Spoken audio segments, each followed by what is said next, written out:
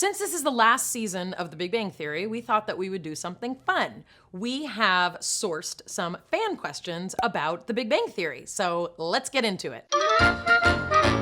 Melissa Rauch, who plays Bernadette, is always my biggest champion and cheerleader when I'm feeling down about the way that I look. So I would say just her telling me that I'm beautiful.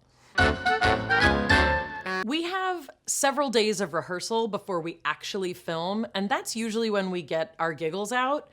If you've ever seen our outtakes, you see that we do laugh. Simon Helberg makes me laugh all the time. And sometimes when we have a group scene and just like things are ridiculous, we just all tend to laugh here and there. But generally speaking, what you see is pretty close to how we perform.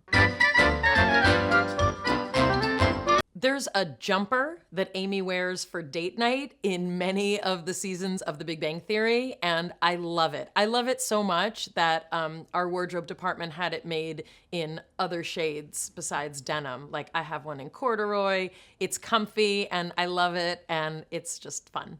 Amy's glasses do not have lenses. None of the glasses that any of the characters wear have lenses because of glare. And I am nearsighted and have an astigmatism, so I wear my real glasses right up until the very last minute, and then I put on my Amy glasses and just hope that I'm looking at the right people. I was honestly surprised that Sheldon and Amy had coitus when they did. I think Jim and I were both kind of surprised that that happened. I don't know that I would do it differently. As an actor, you really let the writers determine your character. I don't necessarily have independent thought for Amy that way.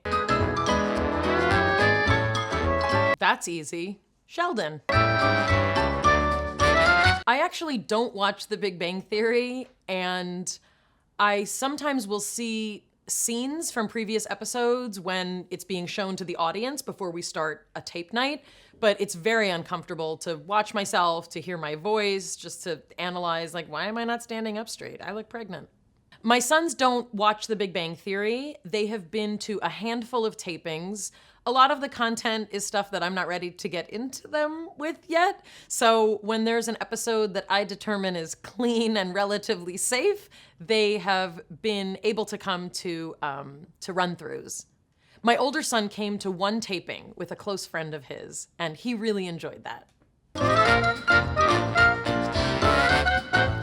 I have no idea what the finale is going to be like, and I have lots of guesses, but I'm really open to just kind of seeing what they throw at us. I kind of feel like maybe all of the female characters will all be announced as pregnant or something. I don't know. Probably not. I'm just saying, like, that would be crazy. This is why I'm not a writer.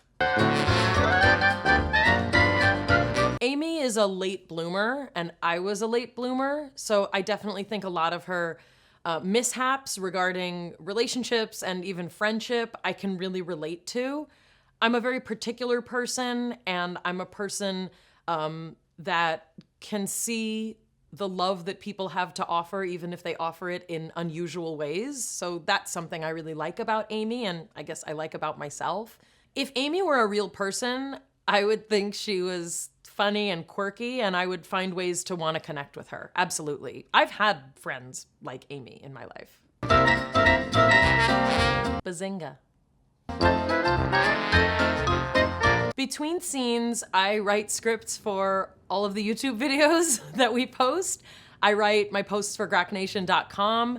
I mainly carry on the business of my life. Usually my assistant Brandon and I will catch up on emails and things like that. It's pretty mundane. On tape nights, I started this last year. Every tape night on the break before we start filming, I meditate and take a nap. It's great. I have no idea.